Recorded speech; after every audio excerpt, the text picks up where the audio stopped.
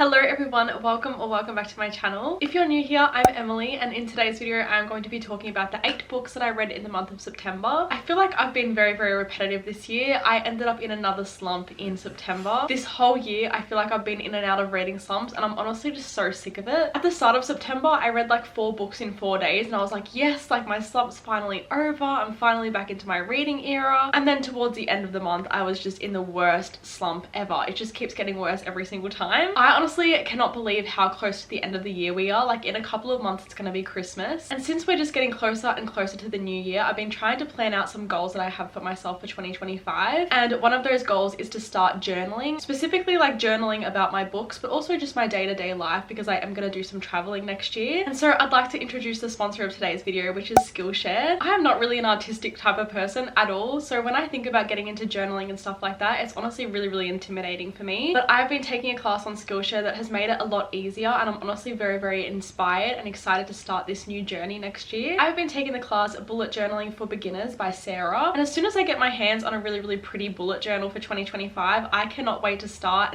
setting up my calendars for the year, my reading goals for the year, my personal goals for the year, my travel goals for the year. I'm excited to set all of that up with the help of Sarah. Skillshare is the largest online learning community with thousands of classes that you can access under just one subscription. Skillshare literally covers so many different topics. It covers topics for everyone. Some of these topics include productivity, photography, and design. And I actually have a very exciting deal for you all. The first 500 people to sign up using my link in the description will get 1 month free, and you can literally do so many classes in 1 month. Your brain will literally be full of knowledge. So thank you so much to Skillshare again for sponsoring today's video. Now let's get into my monthly reading statistics. So in the month of September I read a total of 8 books. I had 1 DNF this month, which was Tiny Pretty Things. I actually remember I watched the TV show a few years ago, but the TV show was very different to the book, and honestly I got like 60% of the way through and I was like, this is so boring, literally nothing is happening, and I just didn't feel like it was going to get any better. So I did end up DNFing because I was like, why waste my time reading books that I'm not enjoying? Out of the 8 books that I did read, I read a total of 3,085 pages. My average rating was 3.875 stars, and out of the books that I set myself on my TBR, which I believe was 8 books, I only ended up reading 1. So I'm actually not setting myself a TBR for October because I'm choosing to be self-aware, and I'm just starting to realize that I literally never read the books on my TBR. So I'm just gonna do like a whole month of mood reading for October. The genre breakdown of the 8 books that I read 2 romance books, 3 fantasy books, 2 like general fiction sort of books, and 1 thriller. So now that I've gone through all of that, let's finally jump into the 8 books that I've read and all of my thoughts about them. In no particular order, the first book that I read in the month of September, which was actually my only 5-star read, was Cinder by Marissa Meyer. This is a YA fantasy following a cyborg, and it is very loosely related to Cinderella. I would say there's like not really much resemblance at all. Obviously Cinder is a cyborg, and she's also a very gifted mechanic, and in this world they live in, cyborgs are very looked down upon, so she tries to kind of hide that about herself. And there's also this breakout of this really bad disease, and no one knows what's causing it. Everyone is dying from it, and no one knows a cure to this disease. After her stepsister became ill herself and got taken into the castle, Cinder finds herself in sort of a friendship with Prince Kai, and she ends up finding a way into the castle where she sneakily visits her sister and tries to like help her escape and tries to find a cure just for her. But that's all I'm going to tell you. I feel like the premise of this book is actually quite hard to explain, but it is the first book as part of a series. It is the Lunar Chronicles. I am honestly so excited to continue this series. Like I honestly feel like I haven't been this excited to continue a series in a really long time. I've actually spoken about this book a few times before when I'd set it on my TBR a couple of times, and I spoke about how my mum read and loved this whole series. I think she read the whole series in like just under a couple of months, and some of the books in this series are like really chunky as well, and she's been waiting for me to read it for such a long time as well, and I'm so excited to finally like dip my toes into this universe and continue this world. I honestly can safely say that I'm probably definitely going to read the second book in October, because I'm honestly just so excited to get back into this world with these characters. And as I said, I did give this 5 stars, and it was my only 5-star read of the month. The next book I have is Before the Coffee Gets Cold, and I'm not even going to try to say the author's name because I know I'm going to butcher it. This book has been popular for a really long time now, and I would say that this is like considered general fiction, I believe. There's like a few different books in this universe, but this is the first one, and this is the one that people always rave about and say you're either going to love it or hate it. And I honestly feel like I was in between. I ended up giving this one 3.5 stars. To explain the premise of this book a little bit, it's following 4 short stories, but it's all following the same cafe. And in this cafe there is is like a specific chair, and if you sit in this chair and drink coffee, you can go into the past and try to like change something that happened to you in the past, but it doesn't actually change the future, if that makes any sense. So you're kind of just going there to relive the moment, but you have to go back into the real world before your cup of coffee gets cold. I feel like that's like the best way that I can explain the premise of this book. If you guys didn't know what the premise already was, I feel like a lot of people already do sort of know about this book, but I honestly think this book was really sweet. I really loved the stories. I loved the meaning behind the stories, and I loved how the writing was just very beautiful. But I will say it did take a lot of brain power. I feel like it was quite difficult to understand in a lot of the circumstances, just because I think this is like translated from another language into English. So of course sometimes translations don't really come across as easy to read, but I still did really enjoy reading this. I don't think I'm gonna like read the rest of the books in this series unless for some reason I just feel like picking up something like that, but I don't think I will. I feel like I'm like satisfied with just reading this first one. And if anyone has read this and they are interested, my favorite short story was the second one, which is the husband and wife one. I just feel like that story was so beautiful and so sweet, and that's the one that made me feel the most emotional as well. The next book I read was The King of Frost and Shadows by Jen L. Gray. I read this towards the start of the month, and I honestly really loved this. I went into it with quite low expectations, but I ended up really surprised. This is a romantasy, and it is like the perfect definition of the perfect enemies to lovers book. I feel like it's a little bit hard to explain, so I'm going to read the first little bit of the back of the book so I can kind of explain it a little bit. It says, for the last 12 years, Tavish, the king of the Unseelie Fae, focused on finding the key for taking back his rightful lands from the Seelie Fae after they killed his parents. There was one problem that stood in his way, locating the Seelie princess hidden on Earth. So pretty much in this book, he ends up locating this princess and holding her captive. And honestly, like, even though this guy is like really rude, like as I said, it's literally like the perfect definition of enemies to lovers, he was like low-key so charming at the same time, and I honestly just loved his character so much. It very much gave me the same kind of feeling as A Court of Thorns and Roses, where like this girl gets captured and she's living in this court with all these people, and if I'm remembering correctly, I believe they also grew up with each other, so they were like best friends growing up. But then the Seelie princess actually forgot all about her past and her Fae life, and so when she's there, she literally has no idea what she's done, and she's got no idea why she's being held captive. Also, I feel like I should have addressed the fact that Nellie is wearing a cone. She had surgery recently, she got spayed, and so she's had to wear a cone for the last week now, and I'm hoping she gets it off in a couple of days. But yeah, if anyone was wondering why she's got a massive thing on her head, that is why. Anyway, the next book that I read in September was The Prison Healer by Lynette Noni, which is also the start of another series by her. This is part of a trilogy, and I'm honestly so excited to continue this trilogy as well. I feel like I started a couple of new series this month, so I definitely need to film a finishing book series video, which I actually do have planned. I'm planning on filming one of those very soon. So I'm going to try to explain. In this book, we are following Kiva, and she is living in this jail, and she is actually one of the prisoners, but she kind of has a lot of respect from a lot of the guards there because she's actually a healer to all of the new prisoners who come in. And in this prison, they have also recently captured Tilda, who is the rebel queen from like outside of this world. Obviously the rebels are like the people that are trying to stop this and stop all of this like prison stuff happening. I don't know, I'm so bad at explaining the premise of books, honestly. I hope this is making sense. Obviously because Kiva is the healer, she is the one that is healing Tilda. There's also like a little bit of a romance in here as well. I'm honestly very excited to see how the romance is explored in the next few books. Also, there is trials in this book. I'm not going to tell you how the trials start because I feel like that would be a bit of a spoiler, but I love a book with trials, and the trials in this book were literally perfect. The only thing I will say is that I feel like the trials weren't really talked about enough. Like they were, but I feel like we're more actually in the moment and in the trials. It was very brushed over and very rushed, and so for that reason, even though I really loved this, I gave it 4 stars instead of 5. But nonetheless, I'm very excited to continue this series. The next book I read was The Good, the Bad and the Aunties by Jessie Sutanto. Now this is the third and final book in the Dial A for Aunties trilogy, and I picked this one up because I thought it would be a really quick,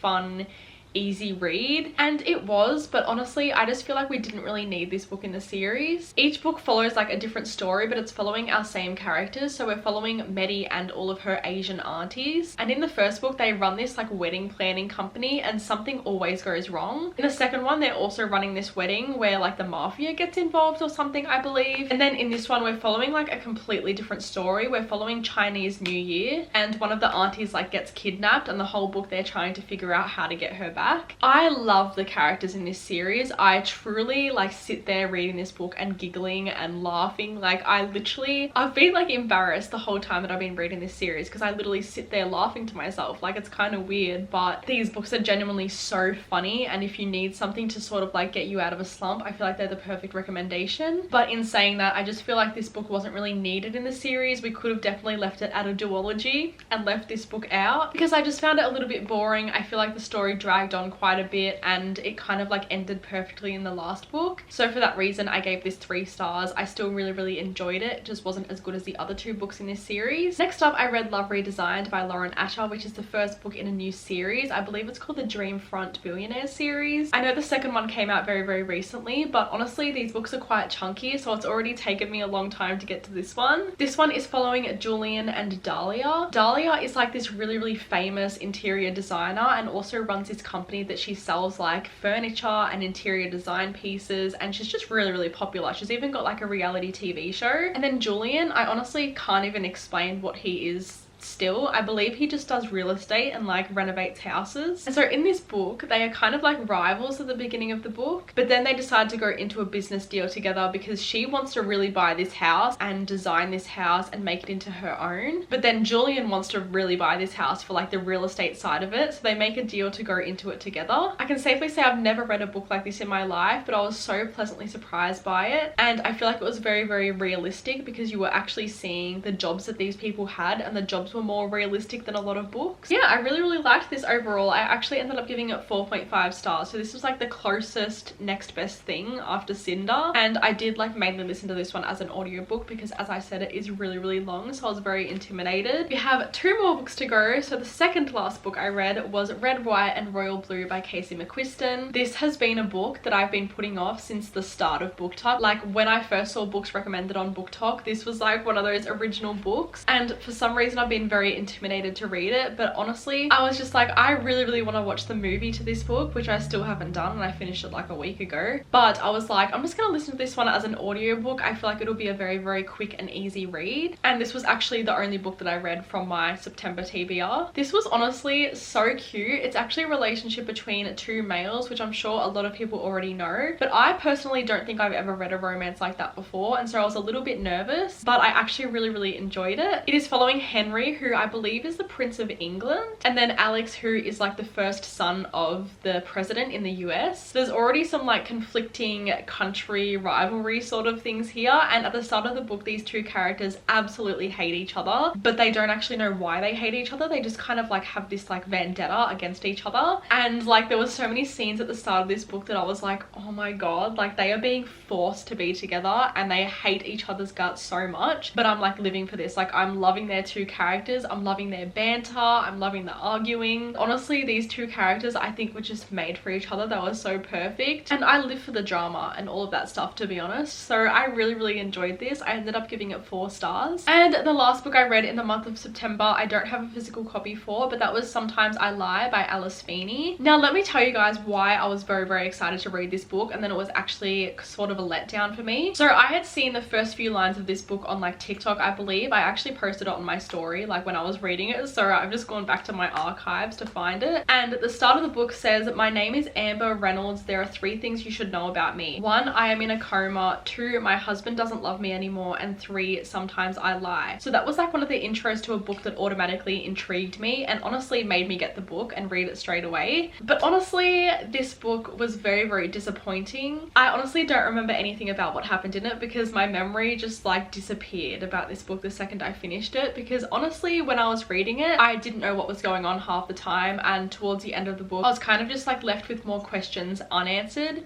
than questions actually answered. Like I think my Goodreads review when I finished this book was literally like, someone please explain to me what actually just happened and what I actually just read, because I don't understand anything. And that's the best way I can describe this book. I was very disappointed, to be honest. Hopefully, since October is spooky season, I will read some more thrillers that are a lot better than this one, because normally I read a lot more thrillers, but me reading one in the month was actually very new for me. Can you not do that right now, please? But that was the last book that I read in the month of September. I honestly feel like I had a successful reading month in terms of like the quality of the books that I read. So I'm honestly very, very happy with the month. I feel like I've got like a wide variety of genres as well, which I really, really like. So before she starts itching herself again, thank you guys so much for watching. I hope to see you in my next video. And if you did enjoy this, make sure to like the video and subscribe to my channel so you don't miss when I upload again. But I will see you guys in my next one.